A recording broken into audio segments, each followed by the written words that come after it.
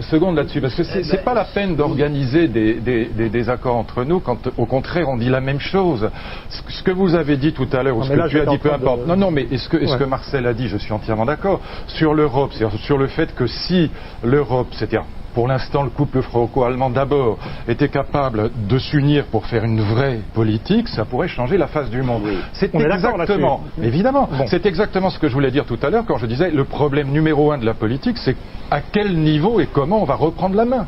Et ce niveau-là est évidemment le bon, comme le niveau du G20. Mais d'abord, évidemment, ce niveau européen. Maintenant, ce qui me gêne, pardon, je voudrais revenir au débat, enfin au débat, à la revue, le débat, aux intellectuels. Ce qui me gêne quand on parle, parce que j'entendais tout à l'heure Pierre dire, voilà, bon, ces discussions où on s'empaille, ça mène nulle part, c'est pour ça qu'il va changer la main. Et puis, c'est évident qu'il a raison. Mais je suis un peu, et j'aimerais bien qu'on ait cette conversation. C'est le dissensus. Certes. Qui dit le contraire, mais c'est pas n'importe quoi. Bon. Et alors, quand on parle des intellectuels, en fait, on parle de trois choses qui sont complètement différentes. Quand on dit les intellectuels sont là pour ceci ou pour ça, mais de qui parle-t-on et de quoi parle-t-on ? Il y en a trois sortes d'intellectuels, au moins. Alors, évidemment, ce que je vais dire est un peu à la hache parce que ces visages se brouillent. Il y a d'abord, je dirais, le professeur, l'universitaire. Et contrairement à ce que disent aujourd'hui un certain nombre d'intellectuels médiatiques, pratiquement tous les grands penseurs, tous les grands philosophes dans l'histoire de l'humanité ont été des profs. C'est vrai d'Épictète, de Platon, d'Aristote, d'Épicure, c'est vrai de Hegel ou de Kant, c'est vrai, Sartre était prof évidemment, Bergson aussi, bien sûr que oui, il a été prof au Havre, là, pardonnez-moi, mais il a été prof pendant longtemps. Mais pas d'université. Non, mais attendez, Deleuze était prof, c'était un très grand prof, Foucault, Derrida, Bourdieu, tous ces types-là étaient des profs, Marcel est un prof, mais bien sûr, on est tous des profs ici. Et l'idée que la philosophie ou la pensée ne s'est pas organisée à l'université est une idée complètement fausse qui n'a d'avantage que pour les intellectuels médiatiques qui ne sont pas des universitaires. Et vous avez un deuxième type d'intellectuels, ce sont des gens qui essayent d'aller plus loin que l'enseignement. C'est-à-dire qu'ils essayent d'accomplir au fond cette définition de la philosophie que donnait Hegel à juste titre. Il disait la philosophie c'est l'intelligence de ce qui est. Et il ajoutait une chose qui est très profonde, il disait la philosophie c'est son temps saisi dans la pensée, ramassé dans la pensée. Eh bien c'est ce que Emmanuel essaye de faire, c'est ce que Marcel essaye de faire, c'est ce que Pierre a fait dans les lieux de mémoire, c'est à mon modeste niveau ce que j'essaye de faire quand je me concentre sur cette question de la mondialisation, c'est-à-dire essayer de comprendre l'époque et puis essayer de reposer des grandes questions de philosophie à partir de cette compréhension de l'époque. Et puis, vous avez un troisième type d'intellectuel qui n'a rien à voir. C'est les intellectuels médiatico-pétitionnaires. C'est-à-dire des gens qui écrivent des livres mais qui n'ont pas d'œuvre et qui ne sont connus que pour s'engager dans la cité. Et ce qui me gêne dans cette troisième figure de l'intellectuel, qui n'est pas négligeable, elle n'est pas haïssable, mais c'est que cet engagement dans la cité, qu'il s'agisse de s'engager pour, je sais pas, enfin contre les massacres au Darfour, ou pour Polanski, ou pour la Bosnie, ou que sais-je, bon, et il y en a beaucoup qui... Mais quand vous regardez, au fond, ce qui compte, c'est la notoriété du nom, si je puis dire. Comment dire, Richard Gere ou George Clooney, quand ils se sont engagés pour le Tibet ou pour le Darfour, avaient autant... sinon beaucoup plus de poids que vous et moi, que probablement que tous les autres qu'on connaît, et personne n'aura l'idée de dire que ce sont des grands philosophes. Ce sont des gens parfaitement estimables. Et moi, ce qui me gêne dans cet intellectuel pétitionnaire, cet intellectuel critique, c'est qu'au fond, une chanteuse, une starlette, un acteur peut faire le même service, si je puis dire. Il n'y a pas besoin d'être un grand intellectuel pour être hostile au massacre au Darfour. Mais je crois que si on ne distingue pas ces trois figures de l'intellectuel, le professeur, le philosophe ou le démographe ou le sociologue, celui qui a une œuvre et qui essaye de comprendre le présent.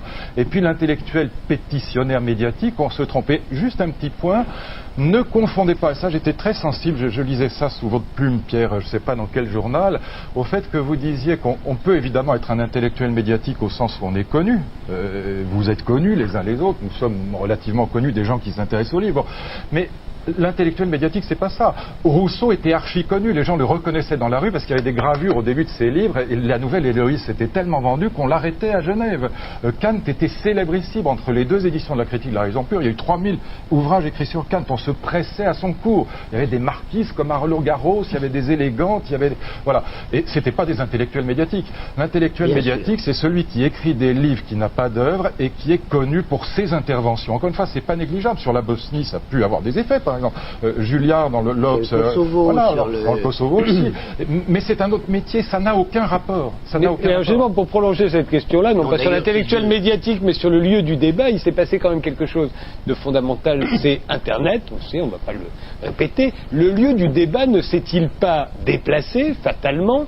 Et par la même occasion, est-ce que les acteurs du débat n'ont-ils pas changé à partir du moment où effectivement ce n'est plus dans le journal, ça n'est plus dans les librairies, ça n'est plus dans les cafés que ça se passe, mais sur Internet, est-ce que tout ne change pas? Prends un exemple tout simple, il y a encore 5 ans, quand il y a eu les caricatures de Mahomet, il fallait qu'un patron de journal décide qu'il allait diffuser les caricatures de Mahomet. Aujourd'hui, il suffit qu'un type s'amuse sur Facebook et regardez ce que ça donne, c'était juste cette semaine. À Islamabad et dans plusieurs villes du Pakistan, les banderoles réclamaient le boycott de Facebook par les communautés musulmanes du monde entier. En ligne de mire, ces dessins postés sur Facebook. Ils représentent le prophète, souvent des caricatures douteuses produites dans le cadre d'un concours lancé par un utilisateur occidental. La journée du dessin de Mahomet prévue pour le 20 mai est finalement interdite au Pakistan. Pour mettre un terme au blasphème, les autorités ont bloqué l'accès au site. Des attaques aussi insultantes et pernicieuses font souffrir les musulmans à travers le monde. Elles ne peuvent être acceptées au prétexte de la liberté d'expression. Cette controverse rappelle l'affaire des caricatures du prophète publiées dans les journaux danois en 2006. Au Pakistan déjà, la protestation avait là-bas culminé. Un attentat suicide contre l'ambassade danoise à Islamabad avait fait 8 morts. L'attaque était revendiquée par Al-Qaïda. Alors là, ce sont des caricatures sur Mahomet, ça pourrait aussi bien être des théories sur l'assassinat de Lady Di. Ça n'est pas la question, ça n'est pas le problème. Aujourd'hui, il n'y a plus d'autorité sur Internet, il n'y a pas de centre, il n'y a pas d'autorité. Est-ce que ça ne change pas totalement les termes du débat? Avant, ça passait par Pierre Nora pour qu'on en parle dans les journaux. Aujourd'hui, c'est fini. Oui. Raison de plus pour que je prenne la parole. Si je vous en prie. Et je crois qu'aux 3 catégories d'intellectuels que précise Luc Ferry, il faut presque en ajouter une que vous venez de citer. Finalement, c'est l'intellectuel anonyme.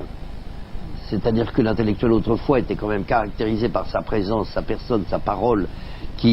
Sa cooptation, donc. Et sa cooptation. Il fallait que les autres l'admettent. Et le fait que, justement, comme vous dites, qu'il prenait la parole au nom de ceux qui ne la prenaient pas, mais qui se reconnaissaient dans la sienne, et ben aujourd'hui, en effet, il y a cette espèce de murmure, de dilution générale qui comporte parfois de l'excellent et parfois de l'ordurier. Chez les intellectuels aussi, avant. Non ? Moins. Il y a quand même, à travers Internet, une sorte de libération du ressentiment social, de la haine générale, de quelque chose qui est assez ordurier, il faut dire, fondamentalement, qui est à la fois très révélateur et assez inquiétant. Vous savez, je crois que c'était Paul Bourget qui disait autrefois, le suffrage universel, c'est la lettre anonyme en permanence.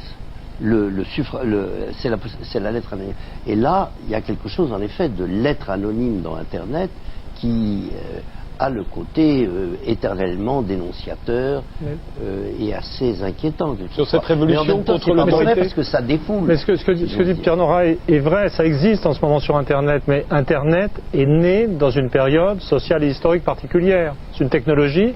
En fait, l'existence de masses de ressentiments dans le genre de société où on est maintenant, avec des concentrations de pouvoir économique, des oligarchies, un verrouillage par en haut tout à fait extraordinaire, ou en haut d'ailleurs un phénomène de concentration du pouvoir par les moyens audiovisuels, c'est assez normal que dans ce contexte, il y ait un effet de contrepoids et que s'exprime sur Internet une masse de ressentiment social qui aurait existé autrement d'ailleurs. Véronique Bergen. Mais moi je pense que Internet peut être une chance pour la pensée, parce que je pense d'abord que les griefs qu'on impute à Internet sont assez semblables aux griefs que Platon impute à l'écriture. Donc c'est-à-dire c'est ingérable, c'est incontrôlable, il n'y a plus de maîtrise, tous les points de vue sont égalisés, c'est rhizomatique, c'est anonyme, les argumentations les plus calibrées avoisinent les cris de colère. Donc effectivement il y a une égalisation, une espèce de démocratisation radicale, puisque une voix est une voix. Bon, ça peut porter au pire, mais je dirais qu'Internet, ça change peut-être la pensée, parce que c'est une mutation déjà du système de communication, c'est une base de données, un stockage, un archivage incroyable, inimaginable. Une mémoire c'est un moyen de mobilisation au niveau politique et au niveau des forces insurrectionnelles absolument sans pareil. C'est aussi la possibilité de donner la visibilité parfois à des secteurs plus marginaux, et je crois que tout est aussi dans l'usage qu'on en fait, puisque quand on parle de navigation dans le net, c'est plus qu'une métaphore, c'est vraiment le choix de la navigation qu'on veut opérer. Donc je crois que ça peut produire des nouveaux modes de subjectivité et oui, que c'est une chance, un atout. Donc c'est une boîte de Pandore, mais c'est une boîte de Pandore qui a aussi des atouts extraordinaires, avec la vitesse, l'infini et la... Mais la comparaison avec l'écriture est très bonne, en fait, parce que l'émergence de l'imprimerie, par exemple... Il y avait l'imprimeur, vous savez. Là, il n'y a plus d'imprimeur. Oui, mais ce que je veux dire, c'est que l'émergence de l'imprimerie, ça a été la possibilité de diffusion extraordinaire du savoir, mais ça a été aussi l'instrument de mobilisation idéologique absurde, où des types qui venaient d'apprendre à lire voyaient ce qui était écrit sur le papier, c'était encore magique, ils pensaient que c'était vrai, et que si on appliquait le programme comme ça, on allait avoir le socialisme parfait en 15 minutes. Je veux dire, l'écriture aussi avait ses côtés un peu inquiétants.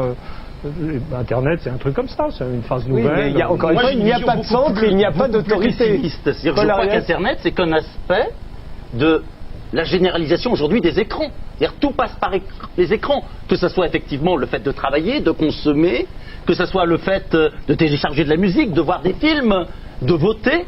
Et cette généralisation des écrans doit nous interroger. Déjà sur le plan effectivement technique, il y a des effets. C'est-à-dire qu'on sait très bien que l'écran capte le regard. C'est-à-dire que l'écran hypnotise, alors qu'au contraire, il y a une démarche active à avoir par rapport au livre. Et puis, il y a énormément d'études qui ont été faites, notamment aux États-Unis, sur l'impact de l'écriture numérique sur l'intelligence. On sait que la capacité de concentration longue est plus faible. On sait que la capacité de mémorisation est plus faible. Et on peut craindre que la capacité de réflexion soit aussi plus faible. C'est-à-dire qu'Internet ne tue pas seulement le livre. Moi, ce que je crains, c'est qu'il tue l'intelligence. Et j'irai plus loin. On pense aujourd'hui que Internet, que les écrans viennent simplement remplacer les autres médias. On se rend compte qu'ils remplacent d'autres sphères de la vie. Je dirais tout simplement le temps de repos, le temps de silence. Et puis, je dirais, derrière cette question d'Internet, il y a des enjeux qui sont des enjeux tout simplement de société. Internet, aujourd'hui tel qu'il fonctionne, ça correspond tout à fait à une société qui repose sur la désaffiliation. C'est-à-dire que c'est effectivement une démarche tout à fait individualiste. Et là encore, on n'est pas démunis. Je crois qu'aujourd'hui, il faut effectivement tout faire pour éviter la massification d'Internet, notamment à l'école. Je crois que peut-être que la salle de classe, avec ses élèves, avec le maître, le tableau noir, ça fait ringard, mais ça me semble effectivement beaucoup plus essentiel que le tableau interactif. Lorsque Luc Ferry était mon prof, je vais lui faire un aveu, je ne me souviens pas des textes qu'il nous donnait, parce que ça, effectivement, on peut les télécharger aujourd'hui. Je me souviens du cheminement de sa pensée. Ça, c'était toute la beauté du terme instituteur, celui qui instituait, comme disait Pierre Legendre, qui instituait la chair. Avec Internet, finalement, on a une double confusion. On a la confusion entre le savoir et l'accumulation. Si le fait d'avoir accès de plus en plus à un maximum d'informations était en soi quelque chose de positif. Le terme de bibliothèque virtuelle, c'est un mot poison. On lit au maximum 2 livres à la fois, quelques dizaines dans une année. S'imaginer que l'on va pouvoir accéder à tout le savoir grâce à la technique, mais c'est un leurre total. Et puis, il y a aussi, je termine là-dessus, une confusion entre l'accès par Internet et puis l'accessibilité, effectivement, à une œuvre. Et si on veut, et je termine vraiment là-dessus, agir positivement aujourd'hui à l'école, c'est de refuser le tout informatique à l'école et, par exemple, dans les classes difficiles, eh bien, mettre un deuxième adulte. Parce que ce qui est essentiel, c'est le modèle humain.